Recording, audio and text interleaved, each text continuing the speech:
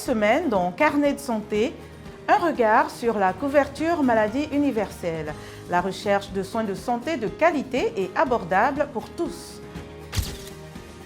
Le représentant de l'OMS au Zimbabwe partage quelques informations sur l'épidémie de rougeole dans le pays. Et un nouveau vaccin contre le paludisme pourrait changer la donne dans la lutte contre la maladie transmise par les moustiques.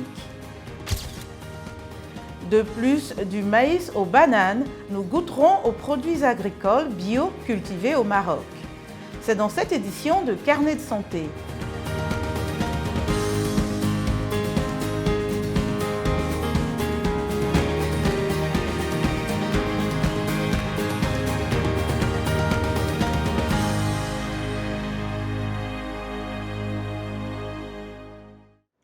Bonjour à tous, ravi d'être avec vous pour une nouvelle édition de Carnet de santé. Au moins 50% des personnes dans le monde n'ont pas accès aux soins médicaux dont elles ont besoin.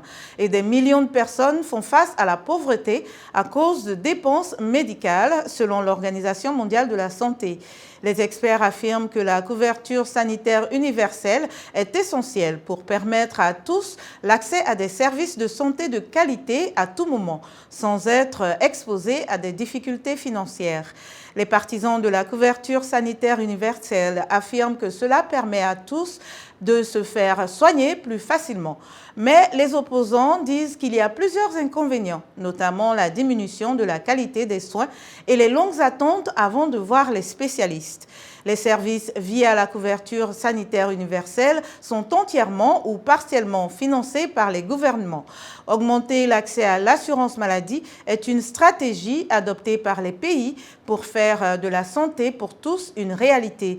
Partons au Rwanda, où une assurance maladie lancée par le gouvernement permet aux communautés autochtones un meilleur accès aux services de santé. Mohamedou Humfa. Les populations autochtones du village de Terimbere ont toujours eu du mal à accéder aux services de santé de base, la raison principale étant le coût de ces services. Le gouvernement a pris des mesures pour résoudre ce problème grâce à un programme d'assurance appelé Mutuelle de santé. En quittant la forêt, nous vivions en isolement. Nous avions peur d'aller à l'hôpital. Les femmes enceintes accouchaient à la maison. Quand le président a appris cela, il a payé pour nous la mutuelle de santé. L'assistance est basée sur le revenu du ménage et est classée en 5 catégories financières de A à E. Les ménages de niveau E sont ceux dont les revenus sont les plus faibles. Ces ménages bénéficient d'une assurance maladie qui couvre gratuitement les soins de base et offre les médicaments à un tarif réduit. Parmi les patients que nous recevons ici, il y a des autochtones. Ces derniers reçoivent des soins gratuits car ils sont dans la catégorie E. Les autorités sanitaires affirment que l'engagement communautaire est nécessaire pour aider à renforcer la confiance. Une solution consiste à travailler avec les agents de santé communautaire dans chaque village. Connu sous le nom d'Abajanama, leur travail consiste à sensibiliser les gens à diverses questions de santé, à visiter les ménages pour vérifier leur état de santé, à rappeler aux femmes enceintes qu'elles doivent effectuer leur visite prénatale et les dates de vaccination des enfants à leurs parents. Mon premier-né souffrait de vers intestinaux et quand j'ai demandé aux aînés comment faire, ils m'ont exhorté à chercher des plantes médicinales dans le jardin. Les membres de la catégorie E bénéficient également d'autres services sociaux tels que les subventions pour la fourniture de l'électricité à énergie solaire et des programmes de nutrition.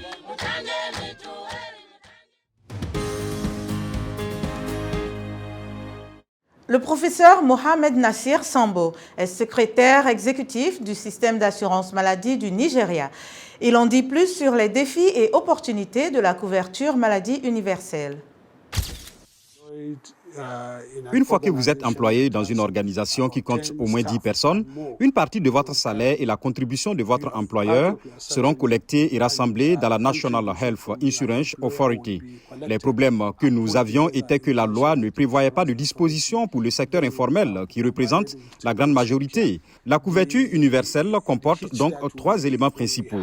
Premièrement, comment s'assurer que toute la population est concernée? Selon les statistiques de la couverture sanitaire actuelle de la population, Seulement 25% ont accès aux services de soins de santé.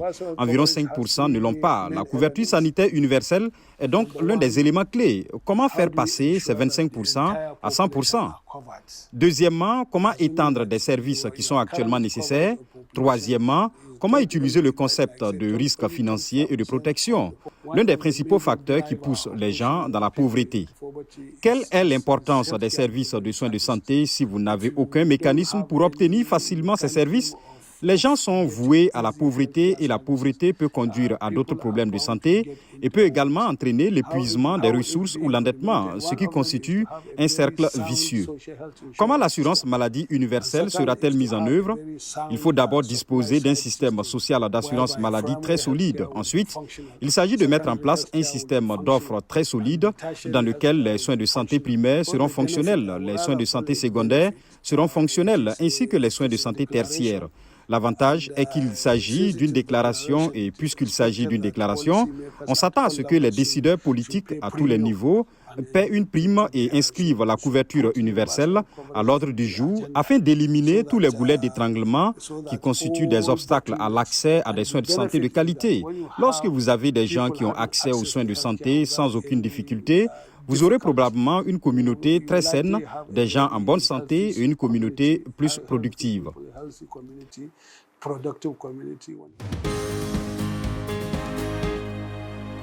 Les essais de nouveaux vaccins contre le paludisme développés par l'Université britannique d'Oxford montrent une efficacité à 80%. Ils pourraient donc sauver des millions de vies et éradiquer enfin la maladie. Suivons ce reportage de Henry Ridgell à Londres avec le récit d'Abdourahmane Dia. Le vaccin antipaludéen nommé R21 avait déjà montré des résultats encourageants après 3 doses primaires durant la période d'essai. Mais maintenir cette immunité a toujours été un grand défi.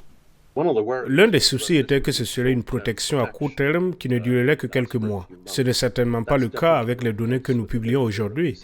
Et en effet, une efficacité de 80% au cours de la 2e année de suivi après une dose de rappel, c'est vraiment très encourageant à cet égard. Le dernier essai de la phase 2 concernait 450 enfants âgés de 5 à 17 mois autour de la ville de Nanoro au Burkina Faso.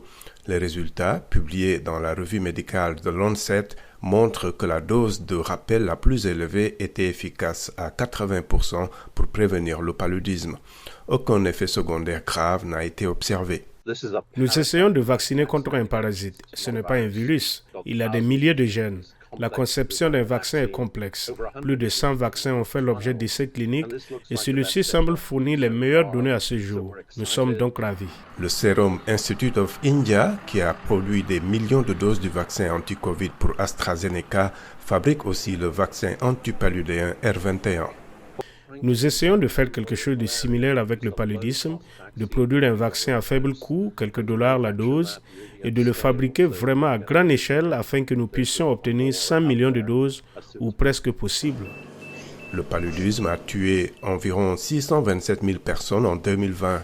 La grande majorité étaient des enfants de moins de 5 ans en Afrique subsaharienne.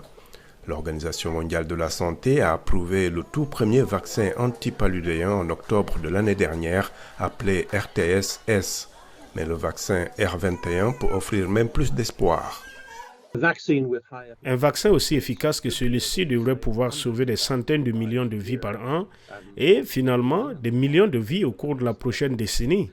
Et puis nous examinons un vaccin qui pourrait réellement éliminer régionalement et éradiquer mondialement cette terrible maladie. Les résultats de l'essai de la phase 3 en cours, impliquant 4800 enfants, sont attendus plus tard cette année. Les scientifiques espèrent commencer la production de masse en 2023. Le Zimbabwe lutte pour contenir une épidémie de rougeole qui a tué au moins 700 personnes, pour la plupart des enfants et des jeunes. Les autorités sanitaires luttent depuis pour contenir la maladie virale infectieuse qui peut être mortelle pour les enfants non vaccinés. Davantage avec le docteur Alex Ntale Gasasira, qui est le représentant de l'OMS au Zimbabwe.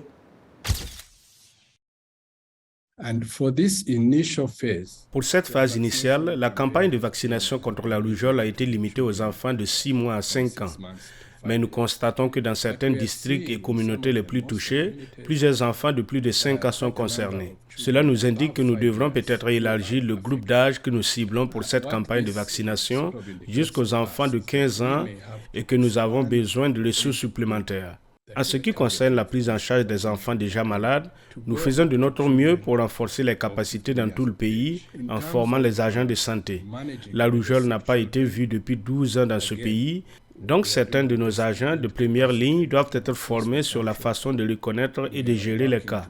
Nous travaillons avec le gouvernement pour intensifier la mobilisation des ressources afin de générer davantage de ressources et de nous assurer que nous disposons d'une capacité globale dans tout le pays. Je pense que l'une des leçons que nous avons pu tirer est que lorsque nous répondons à des situations d'urgence, nous devons parallèlement, je le répète, parallèlement, veiller à ce que les services essentiels tels que la vaccination reçoivent l'attention qu'ils méritent.